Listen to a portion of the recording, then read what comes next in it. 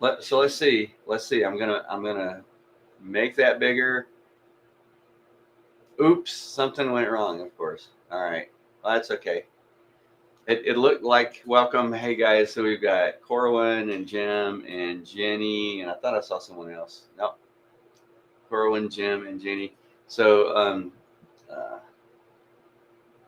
what are we talking about?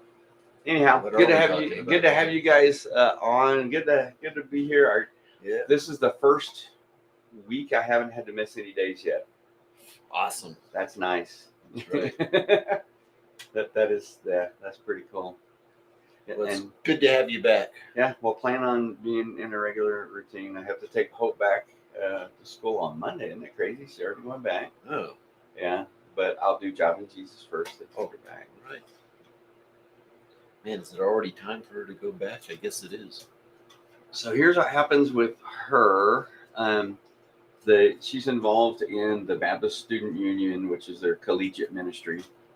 And so they have a camp, Collegiate Week, at Falls Creek, which is cool because that's where I surrendered to the ministry when I was a Utes. And so they have that. So she's going back. She goes back for a few days so she can get her apartment back in order and everything. And then they leave this next weekend for that. They'll go to Collegiate Week. They'll be there all week, and then she comes back and has a few days and then starts school. So it's really cool. It's if you got there's Mike Cannon, Bethany is on, Tony's on. Good grief, a lot of them jumped on real quick. Good to have you guys on. Good morning, everybody. So if you know of a kid who's getting ready to go off college, one of the best things I think you can do is plug them into a collegiate ministry like that. Mm-hmm. So we're talking about a Baptist Student Union, BSU, Christian Challenge, they call it. They tried calling it BSM a little bit in my day, but that didn't quite stick. Baptist Student Ministries. Yeah. So my nephew did that opening for us. It may be time to update that. I don't know. Get a new one.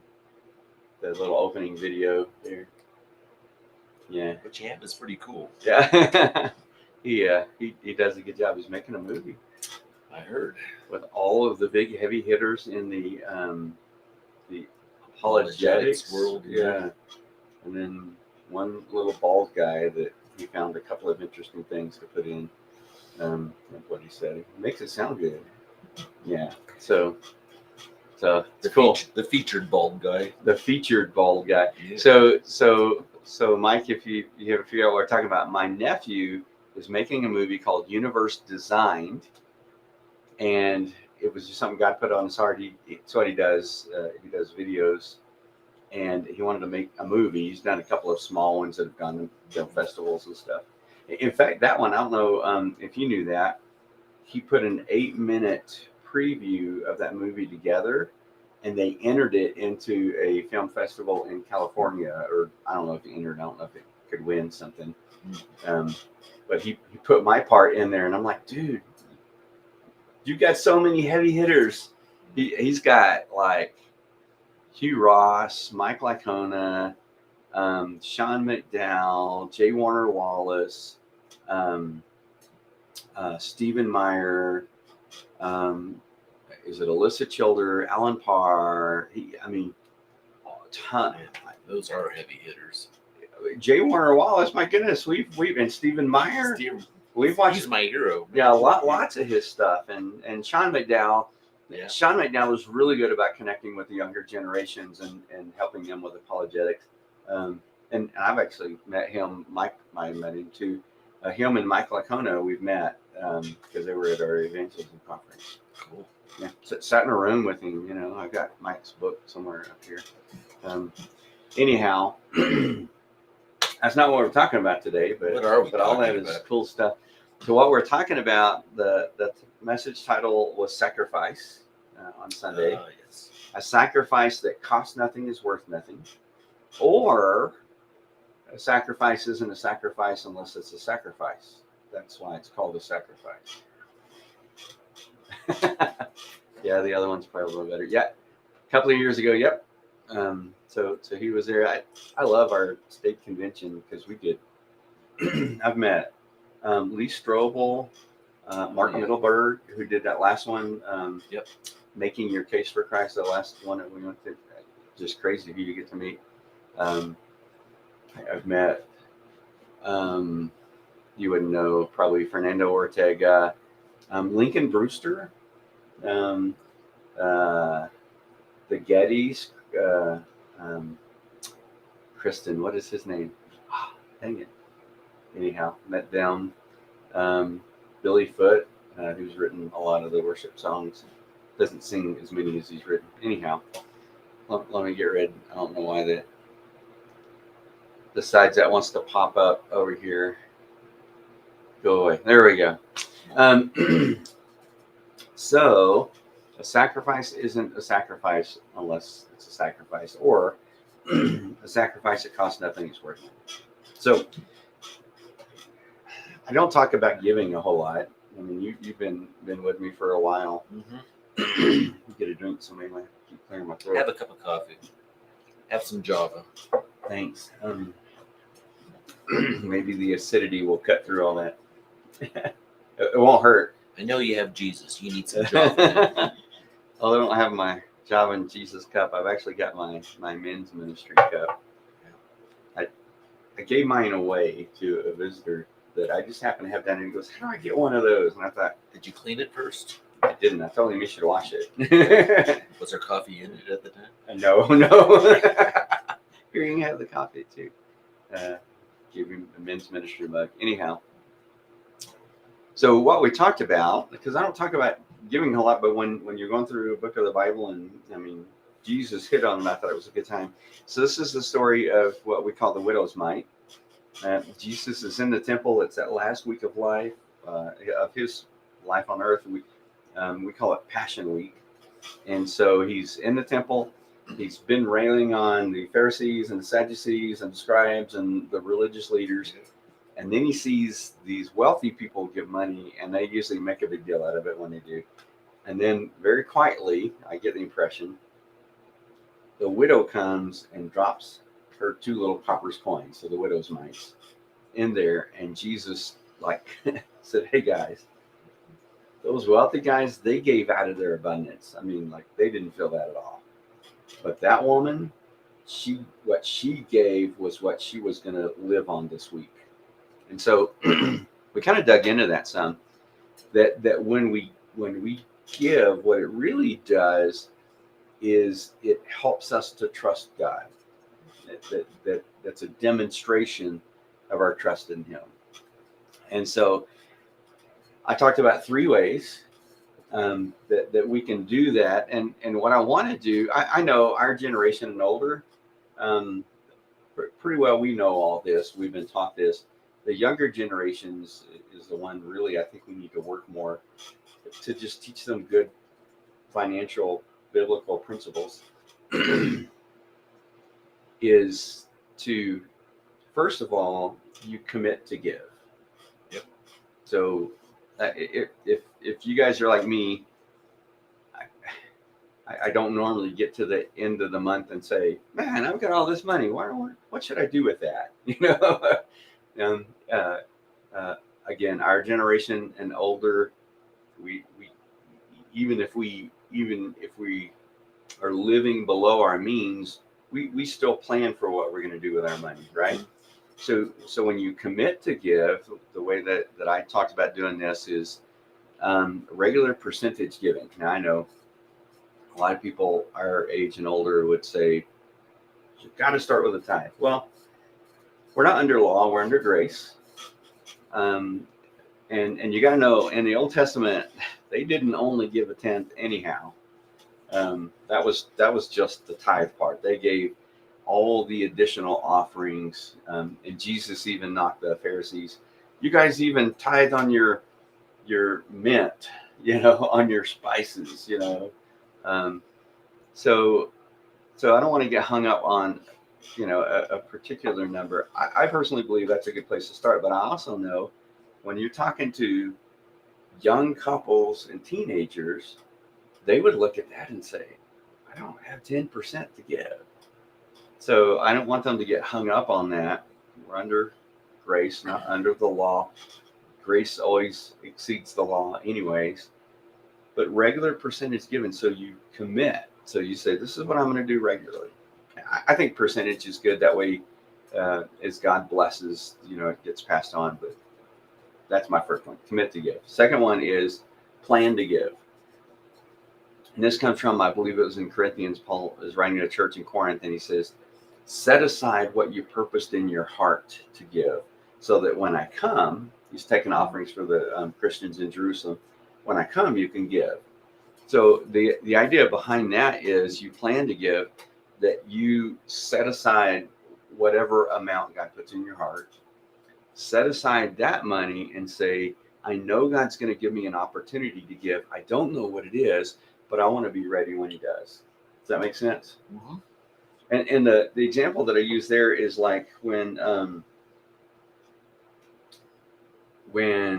we like, if a missionary comes and talks in church, or there's an opportunity that presents itself. How many times have we sat there and we say, "Oh man, I'd love to do that, but I mean, gosh, all my money's spoken for." So if you do that, if you plan to give, you set aside there you go. Thessalonians 3:10, maybe that's where it is, the church in Thessalonica. You set aside the money and say, "God, I'm going to set this aside. You show me for when you give the opportunity." So plan to give. The last one is give up to give. That one's a little bit harder. And so let's say that I'm doing the first two. I'm giving regularly. I'm setting aside some for an opportunity that God, and maybe God gives that opportunity, and so I give that money. But let's say, well, this is more practical for us. So let's say we buy a church van, and we're raising money toward the van, and God puts that on my heart and says, "Later, I want you to give toward that." And I said, "Well, God, all my money's spoken for. I mean, I'm giving regularly. I don't want to take away from that part of my regular giving. I'm doing this. My money's spoken for." Here's what you can do in that situation. This would be big for me. Let's say on the conservative side that I only buy my coffee from a coffee shop 3 times a week. That's pretty conservative. And let's say that each time I do that, it's only $5. So let's say that I spend $15 a week. This is hard for me. Michael, you might not know this. There's Black Bear Coffee just right next door to the church, and they're really good. So let's say that I spend $15 a week on coffee from somewhere else. What I could do is say, "Okay, God, here's what I'm going to do for the next year. I'm going to not buy coffee somewhere else. I mean, I've got to drink coffee. So I'm not going to buy coffee from a coffee shop. And so for $15 a week, I'm going to give toward that thing. So I'm giving up buying coffee out. I'm not going to say I'm giving up coffee. I'm giving up buying coffee out. And that money that I would use for that, I'm going to give to that cause." That's where you give up to give, that you sacrifice to give. That is a true sacrifice. Yeah. Yeah. And those of you who know me know that. So that's kind of what I'm thinking, in that realm, and again, people in our generation and older, we've probably been taught that. I didn't grow up in a church, but that's more kind of a generational kind of thing. Think about Hope's generation and down, and even the millennials, Hillary's generation. Well, our kids are kind of in the same. So think of Aaron's generation and down. How revolutionary do you think this would be for them? Probably quite.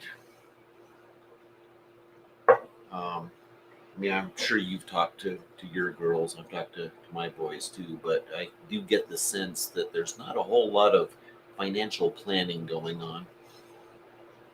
Yeah.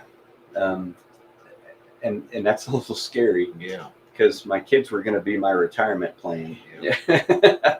um, so let me ask you guys, why do you think not our generation and up, and I think everybody on here is our generation and up, except Corwin. Corwin's he's a millennial, I think. Yeah, I would classify. Yeah, he's right in I there. think so.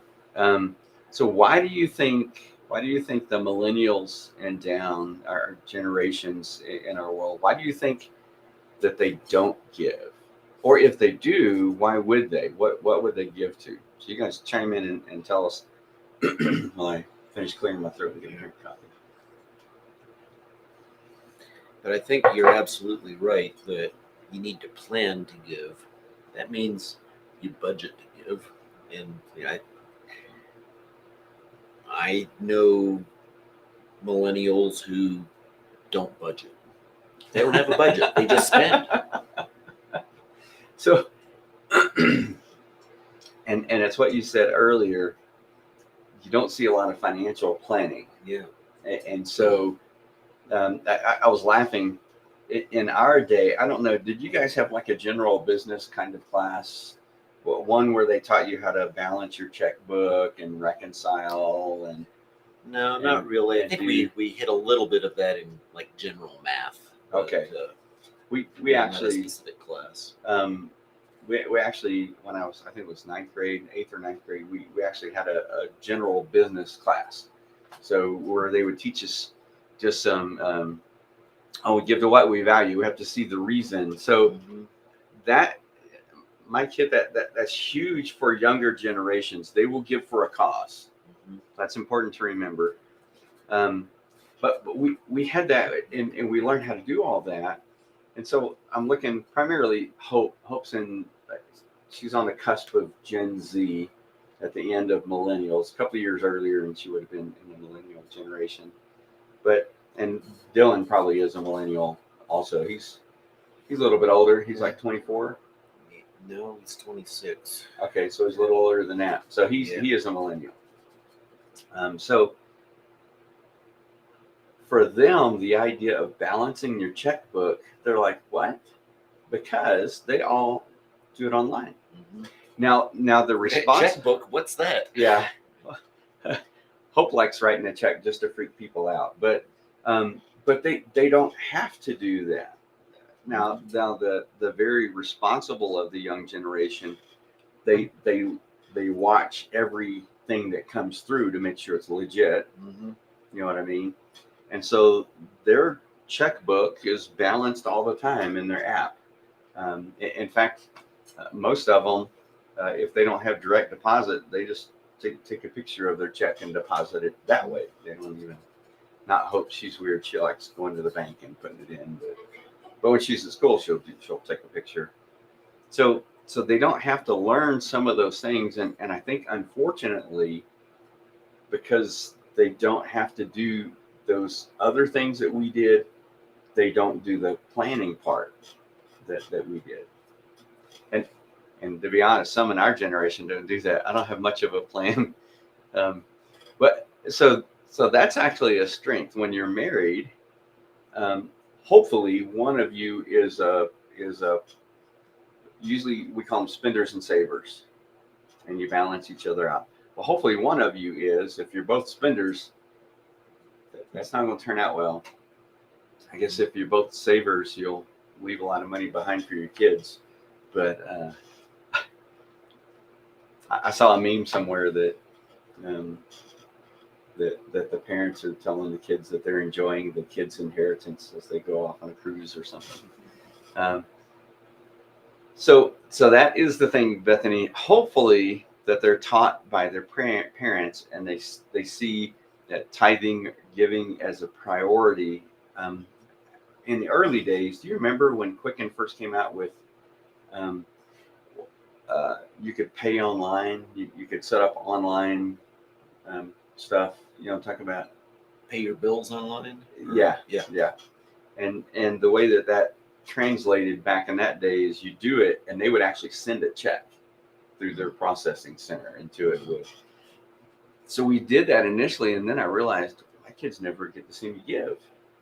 So we quit that and then started dropping a check in the plate, So hopefully that happens, but I don't want to take the chance of that not happening. You know what I mean? So I feel like as a church, what we want to do really is to come and support what the parents have taught their kids, but maybe even to fill in gaps if they haven't been taught that. But you have to make it a priority. You have to plan, that may be the biggest reason that they don't. There's not a whole lot of planning that happens with the younger generations. So go ahead. Well, I was just going to say, but if you do plan and you just make giving part of your budget, it's a whole lot easier to give. And so that's where I mentioned the 10-10-80, which on the one hand sounds crazy. Oh yeah. And that's what I said, Bethany, as we closed on Sunday. And I love that verse in Malachi, because I see that more as this is a principle kind of thing. It's not strictly tied to the Old Testament. But God is saying, basically, test me in this and see if I'm not faithful. And what he says is, I'll open the windows of heaven for you in blessing. And it amazes me. I believe, and you know this too, we've had these talks a lot. The biblical principles, when you follow them, things just work better. Yep. And I believe that when you follow God's biblical principles, God's financial principles, that he blesses. Now, I'm not a millionaire. You're not a millionaire. I'm a thousandaire, maybe. Not even sure I'm a 10,000-aire yet. Maybe on the cusp. But so it doesn't mean we're going to be rich. But it also talks in Malachi, he says he'll rebuke the devourer. And I know there was a time early in our marriage when Cynthia and I, we weren't giving, and we both made tons of money. I mean, you put our salaries together, and it was a lot. We never had any money.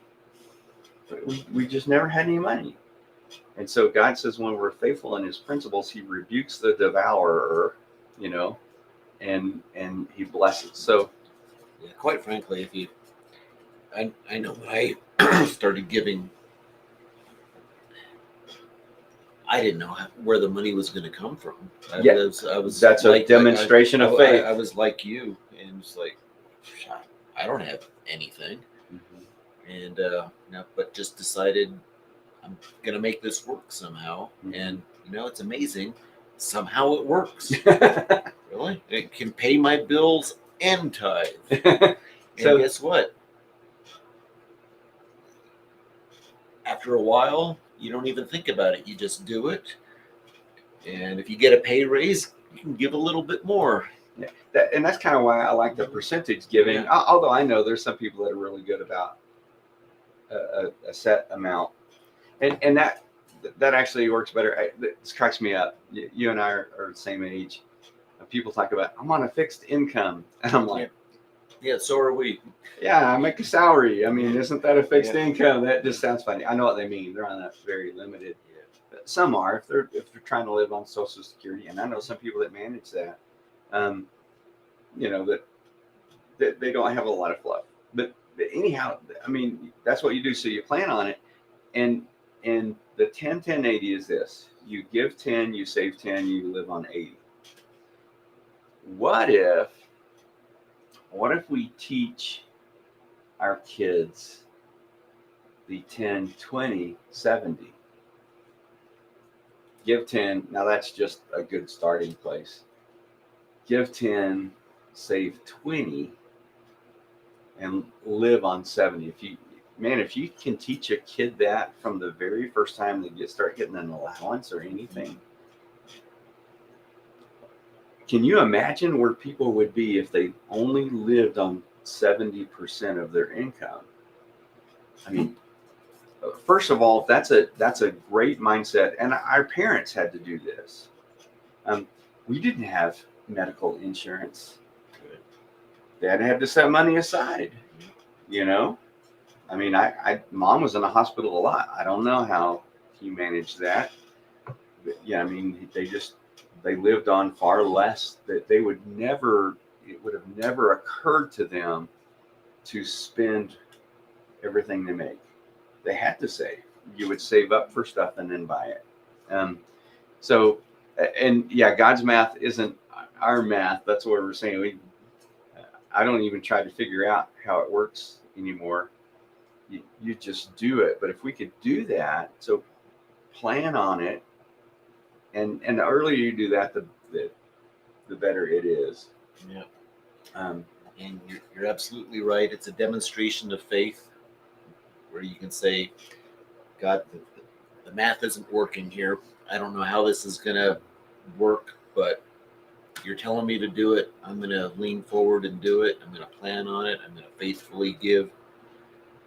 And it works. Yeah.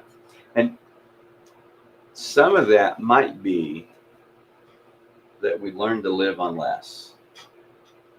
When we were in the Dallas-Fort Worth area, people ate out every night. I mean, almost nobody cooks at home. I don't know if that's changed. I've been here a long time. But in our circles, almost no one cooked. You ate out every night. And whenever Cynthia had Hope, we decided she was going to stay home with Hope. So we said, all right, that's one thing we can cut out. One thing we can do without is eating out. And it was weird that after church, we'd have people that invited us to go out to eat with them. We said, well, that's not really in our budget. And they said, oh, I'm sorry. I'm like, wait, so when did eating out become like this basic facet of human life? Yeah. So we moved here, and, that helped a whole lot. Aren't too many places to eat out. That helped a whole lot. We were in El Paso and Las Cruces quite a bit last week. And, I don't know if you guys, Bethany's got a few more opportunities than we do here, but good grief. For 3 of us, we'd go eat at Chick-fil-A and it was $40. I told Hope, I'm glad we don't live in a city. I'd be broke. Fast food isn't even cheap food anymore. No. So, you just have to plan on it. Yeah. And then maybe there's some things you just need to do without. But anyhow, let me wrap up. You commit to give. You say, God, I'm going to do it. I don't know how this is going to work. I'm going to do it. And it's a demonstration of faith. And I'm okay, really, particularly as I preach this on Sunday, I looked out and the young families, the young couples that are there, and some of them may have never been taught this. I think it would be awesome if they sat down and said, all right, you know what? We can only start with 3%, but let's start. Mm-hmm. So you commit, and you say, we're just going to do that. We're just going to do that. And, every 6 months, let's reevaluate, or, whatever it is.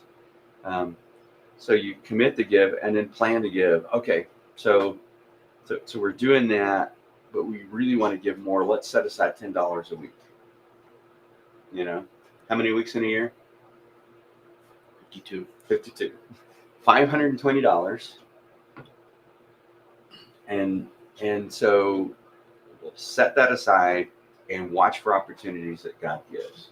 And then, again, with young couples particularly, I think it'd be awesome for them to say, hey, so we eat out 3 times a week. Let's cut that down to 2. And let's say it cost us $25 that they eat from the dollar menu, $25 a meal. And what if $25 a week? So we cut that out and we help support whatever the missionary, whatever. Yeah. Wouldn't that be cool? Yeah. And think about what that would do for us. And then we're teaching our kids and our grandkids that you give to God, and that's demonstrating our faith in Him. Here's why I think as we follow God's principles, Bethany said God's math isn't our math, and you're like, I don't know how this is working. Here's what a buddy of mine said for a long time, and he might have heard it somewhere else. I don't know, but God gives it to the people He can get it through. So as we're faithful in being good stewards of what God has given us, I think what we find is God says, okay, all right, I can use this guy, this couple family, I can use them. And so I'm going to put more into their care because I know that it will be used the way that I want it. We had Jose come on. Good morning. Schedule changed in the morning. Jose's probably practicing for the triathlon. That's what it is. He's training for that. And Eat at Home More has so many more benefits. I mean, that's one thing you can cut out. Man, if you want to give up to give, even if you say I only eat out once a month, okay, eat out every other month. And if you're, I mean, for a family of 3, that's like $40 a month. Just missing one time. So, right. And I know we're almost out of time, but we've been talking a lot about financials, but time is something that you can give to. And here's the cool thing. I think as we do this, and you could start with one area, either finances or time, that starts to permeate every area of our life. And then we realize, that truck, that's not my truck. We just got a travel trailer. This is a little bit harder to say. The travel trailer isn't our travel trailer. You know what I mean? It's a 1987, so don't think that was God just dropped that deal in our lap. It was way cool. It gives me a project now. You always have a project going. Mine's better than digging a hole in the ground, at least. Or so you think. Yeah, yours is going to go up. So let's learn to do that, and let's help other people do it too, and in a way that can. I think God can use stuff like this to help grow our relationship with you. Absolutely. So let me pray. Close your eyes. We went a little bit long. I did like 90% of the talking. Next week you get to do 90%, and I'll do 10, which means I'll say good morning. Okay. Mm-hmm. Brace yourselves. Yeah. Let me pray for you guys. Lord, thank you for loving us the way you do. Thank you for the way that you take care of us. Thank you for the way that, God, you put stuff into our care so that we can be a conduit of blessing to others. And so, God, as we do this, help us to do it better. God, for the ones who have this down and it's like not an effort anymore, Lord, would you help us to teach others to do that, to whether it's our kids or grandkids or just people that you put into our circle, Lord, just teach them how to do that. Teach them how to be faithful with what you've given us. And God, not because you need our money or our stuff, or not even because you need our time, but because we don't belong to us anymore. That if we're followers of Jesus, that we've given up everything. And God, as you move and work and use us to be blessings for others, that you also increase our faith in you and help us to grow in our relationship with you. Lord, help us to do it, and help us to do it well, and help us to help others to do it. In Jesus' name we pray. Amen. Thanks for hopping on this Friday. Woo! Mike had to bail. He pulled the cord. Had to jump out of a perfectly good airplane that's gone a few minutes over. Love you guys. We will see you on Monday. Maybe some of you on Sunday. Hopefully on Sunday. We'll be here on Sunday. All right.